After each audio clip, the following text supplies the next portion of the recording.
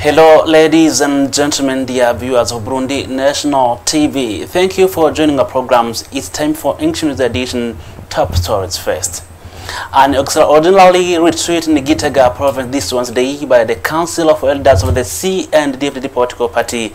The main objective of this retreat was to deliberate on the next steps for the implementing the promises made to citizens under the framework of the national vision.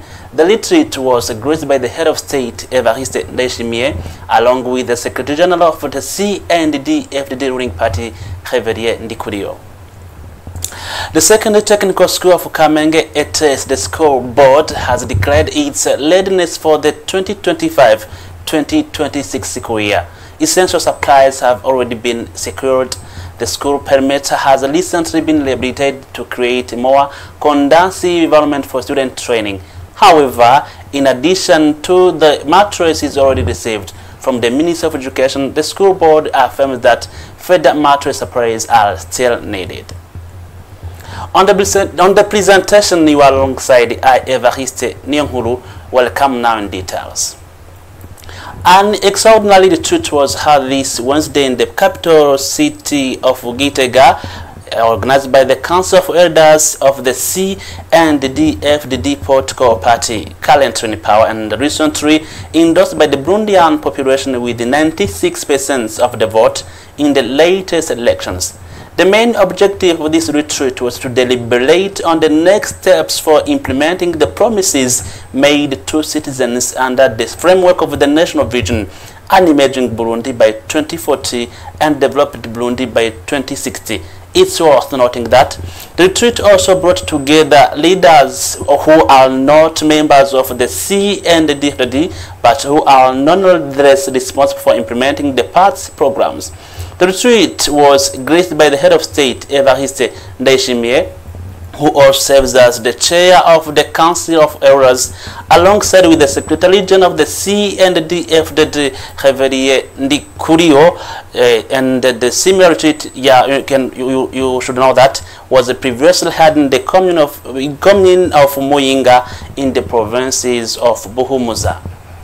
Celebrations were held this Tuesday to mark the 70th anniversary of the founding of the People's Republic of China, as well as the 80th anniversary of the Chinese People's War of resistance against Japanese aggression. On this occasion, Zhao Jianping, the Chinese ambassador to Burundi, said that this victory represents the triumph of good over evil. LC Ororkam Kama reporting.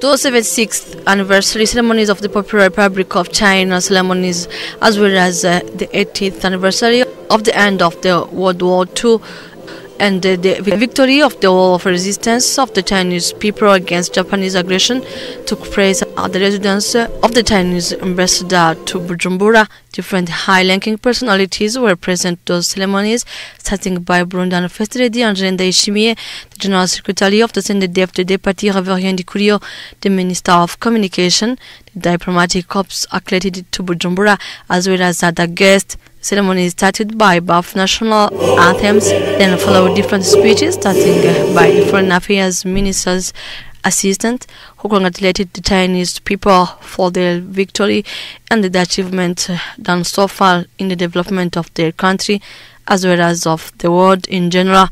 After him followed Zhao Jianping, Chinese ambassador to Burundi, who said that from its foundation, China has a mission of peace building across the world, and that bilateral relations between Burundi and China are excellent, thanks to the President Evariste Ndayishimiye and the Xi Jinping effort. Note that the Popular Republic of China was founded on 1st October 1949 under the guidance of the Chinese Communist Party. We keep on our news edition. The Burundi Red Cross has concluded a competition targeting young people who had received the first aid training. Etienne Ndikuriyo, head of public relations and communications at the Burundi Red Cross, called on the entire population to learn first aid techniques, emphasizing the importance of society, particularly in the event of accidents. Fabien Yonisigie. These were the closing ceremonies of the competition organized by the Burundi Red Cross on first aid and first aid techniques which participants had learned through digital tools. The competition brought together young people from the municipalities of Nahangwa, Mukaza and Mugere. During the competition, each candidate drew a card containing a question and they then answered it based on the lessons they had learned. Etienne Ndikudio, Public Relations and Communications Officer at the Burundi Red Cross, stated that the aim of this competition was to raise awareness among young people about first aid, a vital skill that can save lives in the case of an incident. He called on the entire population to take an interest in first aid, emphasizing that anyone can learn it today thanks to digital technologies. Out of 60 young people competing, the top 5 received prizes. We apologize for this inconvenience. The reporter was not Fabien Yonizigie, rather Joseph Mwindajambo. As I said so far in top stories, at the secondary technical school of Kamenge, ETS, the school body, has declared its readiness for the 2025-2026 school year. Essential supplies including food, firewood and mattresses have already been secured. The school perimeter has recently been rehabilitated to create a more conducive environment for student training. Renovation work has also begun on school infrastructure, including classrooms, dormitories, and toilets. Food provisions are fully stocked and the preparations are in place to welcome students to the boarding facilities on Sunday, September 14. However, in addition to the mattresses already received from the Ministry of Education, the school board affirms that further mattress supplies are still in need to these secondary schools. The start of the school year is scheduled for Monday, September 15. Boarding schools in Gitega are facing various challenges. Among them, the absence of official list of students who would be admitted to the boarding facilities for the first year of basic education, an insufficient number of teachers, with some leaving without being replaced, and also a shortage of beds and mattresses despite the government's effort. And now the concerns were reported by several school headmasters that were contacted by our colleagues. Details. The school year approach is scheduled for Monday, September 15. School administrators and boarding schools located in Gitega, the Portugal capital city, report that despite advanced preparations, several challenges remain. The rector for Gitega High School, formerly known as NJ, explained that although the institution benefits from government support in the form of subsidies intended to cover students' meals, it is still facing a shortage of teachers, many of whom live without being replaced. Other issues are also shared among various boarding schools. For instance, of Wednesday, September 10, school directors had yet to receive the supplies that the government is expected to provide for incoming first-year post-basic students. These include boarding mattresses and other essential equipment, as noted by Virginia and the regional parties, both from the same school. To ensure the sustainability of student meals, the institution had implemented agricultural and livestock projects. They grow bananas and they raise cows, chickens, and other animals to support the school's needs. Remaining in Gitega, where parents of students have expressed satisfaction with the drop in school supply prices compared to last year. However, vendors report a noticeable decrease in the number of customers, unlike in previous years. Details.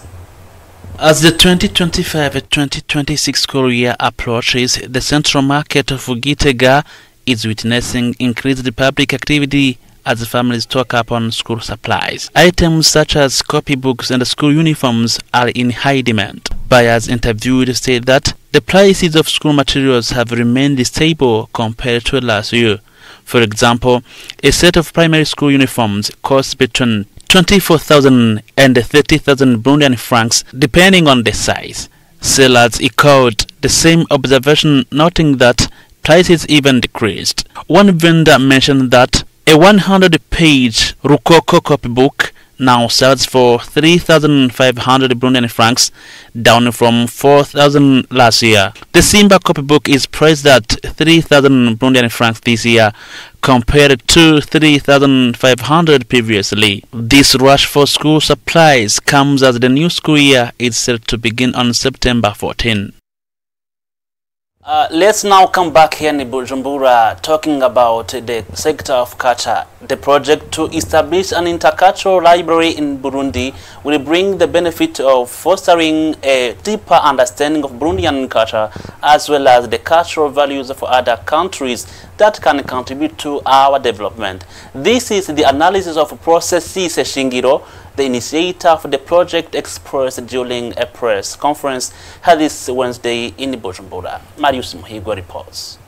In this press conference, Processes Shingiro announced that he initiated this project to contribute to safeguarding the values of Burundian culture.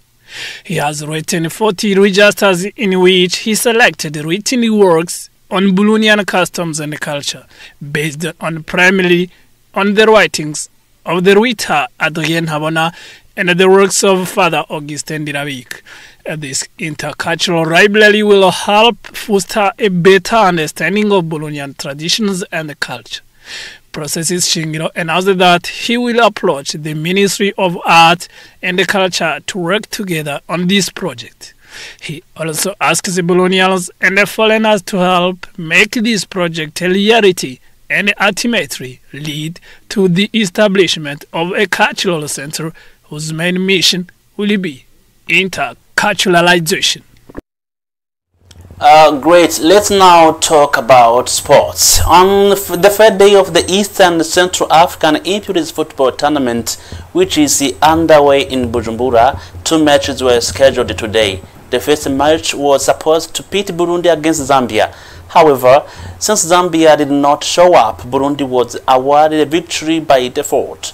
As a result, the Burundian team, who now has 6 points and 8 goals scored, making it the highest scoring team in the tournament so far, they are securing a place in the semi-finals.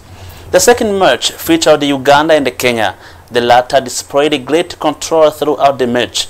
The first half ended with a 2-0 lead for the Kenyan team.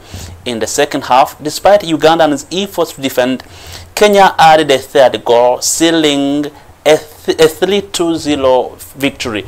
Both Burundi and Kenya have automatically qualified for the semi-finals.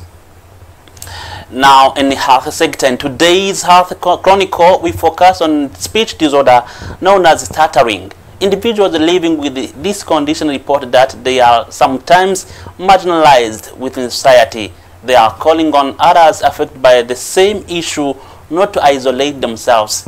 Dr. Deonda Ishimie, for his part, urges parents and the wider community to adopt a supportive and compassionate attitude towards to those living with this disorder. Jackso Ilakoze for details.